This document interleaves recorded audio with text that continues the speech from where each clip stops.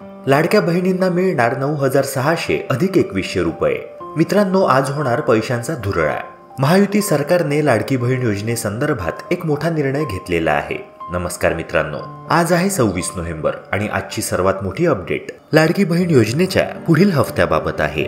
मित्रांनो, महायुती सरकारने 8 बँकांना आदेश दिले आहेत आणि लवकरात लवकर लाडक्या बहिणींच्या खात्यामध्ये पैसे जमा करण्याबाबत हे आदेश आहेत। मित्रांनो, आज आहे दिनांक 26 नोव्हेंबर, वार मंगळवार। आताची सर्वात मोठी अपडेट आलेली आहे लाडकी बहीण योजना हफ्त्या वाटपाविषयी। ज्या महिलांना आतापर्यंत एकही रुपया मिळालेला नाहीये, ज्या महिला राहिलेल्या आहेत, तसेच ज्या महिला 6व्या आणि 7व्या हफ्त्याची आतुरतेने वाट पाहत आहेत, त्यांच्यासाठी ही अपडेट अत्यंत महत्त्वाची अशी असणार आहे। तेव्हा व्हिडिओ शेवटपर्यंत अगदी लक्षपूर्वक बघा।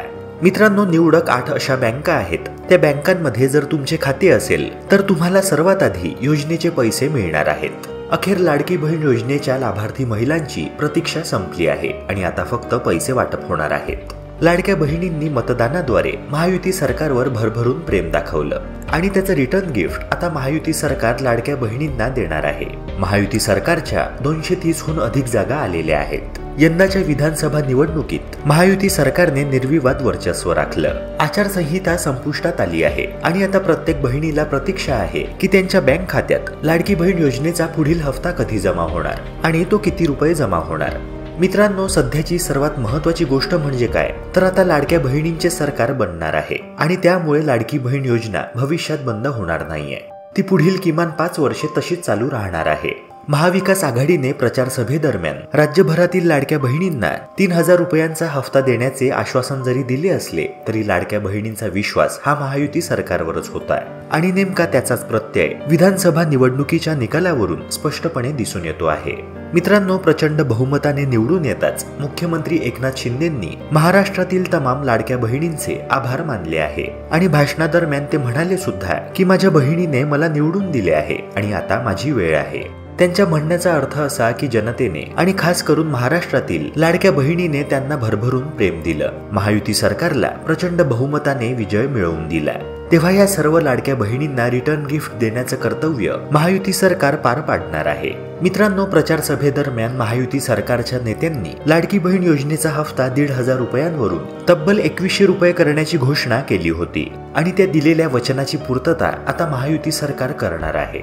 मित्रांनो, महायुती सरकारने 8 बँकांना तातडीचे आदेश दिलेले आहेत आणि पैसे वाटप करण्यासाठी बँकांना वरून ऑर्डर आलेले आहेत। ह्या 8 बँकांमध्ये जर तुमचे खाते असेल तर तुम्ही सर्वात लकी आहात, कारण सर्वात आधी ह्याच बँकेतील अकाउंट धारकांना पुढील हफ्त्याचे पैसे मिळणार आहेत। आता मित्रांनो, लाडकी बहीण योजनेचे पैसे किंवा पुढचे हफ्ते मिळवायचे असतील तर तुम्हाला कोणत्या बँकांचे खाते लागेल ते आता आपण जाणून घेऊया। आणि त्याआधी सर्वात महत्त्वाची गोष्ट समजून घ्या की ज्या लाडक्या बहिणींनी आधार कार्डचे सीडिंग केलेले आहे केवळ त्यांनाच आता योजनेचा पुढील हफ्ता मिळणार आहे। तसेच मित्रांनो, या योजनेच्या लाभार्थी महिलांना ज्या लाडक्या बहिणींना आतापर्यंत एकही रुपया मिळालेला नाहीये किंवा काही हफ्ते मिळायचे बाकी आहेत, काही बहिणींचे राहिलेले थकीत हफ्ते आहेत, त्यांना ते थकीत पैसे कधी मिळणार, तसेच 6वा आणि 7वा हफ्ता कधी भेटणार याबाबत देखील आजच्या ह्या व्हिडिओद्वारे आपण जाणून घेणार आहोत। तेव्हा व्हिडिओ शेवटपर्यंत अगदी लक्षपूर्वक बघा आणि जर तुम्ही आपल्या YouTube चॅनलवर नवे असाल तर ह्या व्हिडिओला लगेच लाईक करून चॅनलला सबस्क्राईब नक्की करा,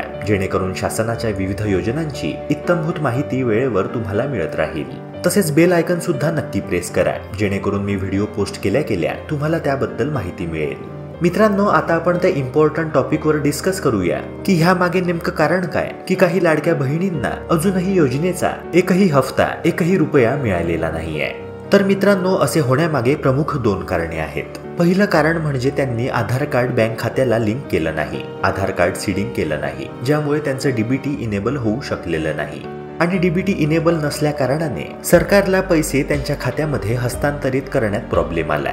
मित्रांनो, केवायसीची प्रक्रिया पूर्ण करणे किंवा आधार कार्ड बँक खात्याला लिंक करणे हे बँक खात्याचे डीबीटी इनेबल होण्यासाठी सर्वात महत्त्वाची आवश्यक स्टेप आहे। ती केल्याशिवाय कोणालाच पैसे मिळू शकत नाहीत। तर मित्रांनो, हे झालं पहिलं कारण। आणि दुसरं कारण म्हणजे अनेक महिलांनी योजनेचा फॉर्म खूप उशिरा भरला। अनेक महिलांनी अगदी सप्टेंबर आणि 15 ऑक्टोबर पर्यंत देखील फॉर्म भरला। ज्या महिलांनी लेट फॉर्म भरला त्या महिलांपैकी बहुतांश महिलांना एकतर एकही रुपया मिळालेला नाहीये किंवा जर पैसे मिळालेच असतील तर मग योजनेचे 1-2च हफ्ते मिळालेले आहेत। ज्या महिलांनी योजनेची घोषणा होताच सुरुवातीलाच फॉर्म भरला आणि त्यांचा फॉर्म तेव्हाच ऍक्सेप्ट झाला म्हणजे जुलै आणि ऑगस्ट या 2 महिन्यांमध्ये ज्या महिलांनी योजनेचा फॉर्म भरला त्यांपैकी 99% अधिक महिलांना पूर्ण पैसे त्यांच्या बँक खात्यात मिळालेले आहेत। अशा महिलांना आतापर्यंत 7,500 रुपये जे 5 हफ्त्यांचे मिळून होतात ते मिळालेले आहेत। तेव्हा मित्रांनो, हे 2 कारणे लक्षात घ्या की ज्यामुळे तुम्हाला आतापर्यंत एकतर कमी पैसे मिळालेत किंवा एकही रुपया मिळालेला नाहीये। मित्रांनो, मुख्यमंत्र्यांनी आणखी एक महत्त्वाची घोषणा केली आहे। ती घोषणा आहे बहिणींचे राहिलेल्या थकीत हफ्त्यांबाबत। तर मुख्यमंत्री भाषणादरम्यान असे म्हणाले की ज्या बहिणींचे राहिलेले थकीत हफ्ते आहेत त्यांना पुढचा हफ्ता आणि थकीत हफ्ते एकत्रितरित्या बँक खात्यात मिळणार आहेत। तसेच 6वा आणि 7वा हफ्ता हा सुद्धा एकदाच म्हणजेच एकत्रितरित्या मिळणार आहे। 2100 अधिक 2100 असे एकूण 4200 रुपये लाडक्या बहिणींच्या खात्यात लगेचच सरकार वर्ग करणार आहे आणि हे पैसे जमा होण्याची डेट सुद्धा सरकारने जाहीर केली आहे। मित्रांनो, नुकतीच एक महत्त्वाची अपडेट पुढे आलेली आहे की या निवडक बँकांमध्ये जर तुमचे खाते असेल तर तुम्हाला सर्वात आधी योजनेचे पैसे मिळणार आहेत। या बँकांची नावे म्हणजे axis bank, IDBI bank, Indian bank, Canara bank, union bank, IDFC first bank, SBI म्हणजे state bank of India, India post payments bank म्हणजेच पोस्टाची bank, bank of Baroda, HDFC bank आणि बंधन बँक। मित्रांनो, या बँकांमध्ये जर तुमचे खाते असेल तर तुम्हाला सर्वप्रथम पुढील हफ्ता मिळणार आहे आणि जर इतर बँकांमध्ये तुमचे खाते असेल तर तुम्हाला 2 ते 3 दिवसांच्या उशिराने पैसे खात्यात येणार आहेत। यानंतर नेमके तुम्हाला पैसे किती मिळणार ते देखील जाणून घ्या। ज्या महिलांना आतापर्यंत एकही रुपया मिळालेला नाहीये त्यांनी KYCची प्रक्रिया पूर्ण केली आहे म्हणजेच आधार कार्डचे सीडिंग केलेले आहे, त्यांचा फॉर्म अप्रूव्ह झालेला आहे म्हणजेच सगळं ओके आहे अशा महिलांना आधीचे पूर्ण हफ्ते आणि पुढचे 2 हफ्ते म्हणजेच 7,500 अधिक 4200 रुपये मिळणार आहेत। ज्या महिलांना आतापर्यंत 7,500 रुपये मिळालेले आहेत म्हणजे ज्या महिलांना पूर्ण 5 हफ्ते मिळालेले आहेत त्यांना केवळ 2 हफ्त्यांचे पैसे मिळणार आहेत। हे 2 हफ्ते म्हणजे डिसेंबर आणि जानेवारीचा हफ्ता हे 2100 अधिक 2100 असे 4200 रुपये अशा महिलांना मिळणार आहेत। तसेच ज्या महिलांना मुख्यमंत्री अन्नपूर्णा योजनेचे पैसे अद्याप मिळालेले नाहीयेत मात्र त्यांनी गॅस एजन्सीमध्ये जाऊन KYCची प्रक्रिया पूर्ण केलेली आहे आणि सोबतच घरातील महिलेच्या नावावर गॅस सिलेंडरचे कनेक्शन आहे अशा सर्व महिलांना 2,500 रुपये मिळणार आहेत। 830 रुपयांच्या हिशोबाने 3 सिलेंडरचे पैसे म्हणजे जवळपास 2,500 रुपयांचा लाभ अशा महिलांना मिळणार आहे। बऱ्याच महिलांना आचारसंहिता लागू होण्यापूर्वी हा लाभ मिळालेला होता तेव्हा त्यांना परत हा लाभ मिळणार नाहीये। मात्र ज्या महिला आचारसंहिता लागू झाल्यामुळे ह्या लाभापासून वंचित राहिल्या केवळ त्याच महिलांना हे वरचे 2,500 रुपये मिळणार आहेत। मात्र हे पैसे मिळण्यासाठी कंडिशन पुन्हा एकदा समजून घ्या। तुम्ही गॅस एजन्सीमध्ये जाऊन KYCची प्रक्रिया पूर्ण केलेली असावी आणि सोबतच तुमच्या नावावर म्हणजेच महिलेच्या नावावर गॅस सिलेंडरचे कनेक्शन असावे। घरातील पुरुषाच्या नावावर जर गॅस सिलेंडरचे कनेक्शन असेल तर मग तुम्हाला हे पैसे मिळणार नाहीत। मित्रांनो, महाराष्ट्रातील कोणत्या जिल्ह्यांतील महिलांना सर्वप्रथम पैसे मिळणार आहेत ते देखील जाणून घ्या कारण लाभार्थी महिलांच्या खात्यात टप्प्याटप्प्याने हे पैसे वर्ग करण्यात येणार आहे आणि जिल्ह्यानुसार ही वर्गवारी करण्यात आलेली आहे। पहिल्या टप्प्यामध्ये पुणे, अहमदनगर, जालना, बीड, लातूर, धुळे, सातारा, कोल्हापूर आणि रायगड या जिल्ह्यांची निवड करण्यात आलेली आहे। जर तुम्ही देखील ह्या जिल्ह्यांमधील रहिवासी असाल तर कमेंट सेक्शनद्वारे नक्की कळवा। आणि मित्रांनो, ह्यानंतरची महत्त्वाची अपडेट म्हणजे राज्यभरातील काही निवडक महिलांना शिलाई मशीनचे देखील वाटप होणार आहे आणि ही मशीन मिळवण्यासाठी अटी सरकारद्वारे लवकरच जाहीर करण्यात येणार आहेत। जर तुम्हाला देखील ह्या शिलाई मशीनची गरज असेल तर कमेंट सेक्शनद्वारे नक्की कळवा।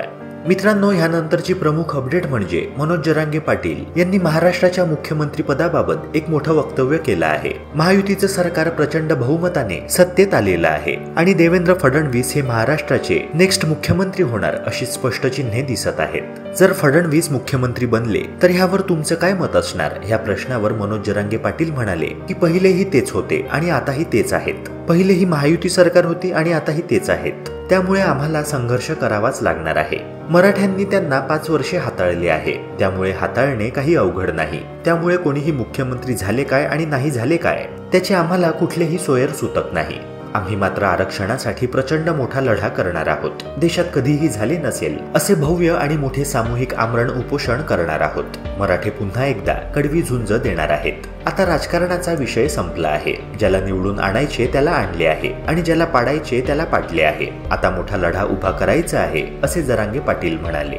मित्रांनो, जरांगे पाटलांच्या ह्या वक्तव्यावर तुमचे काय मत आहे कमेंट सेक्शनद्वारे नक्की कळवा। तसेच या व्हिडिओला लाईक करून चॅनलला नक्की सबस्क्राईब करा। भेटूया पुन्हा एका नव्या व्हिडिओ व्हिडिओसह. जय हिंद, जय महाराष्ट्र.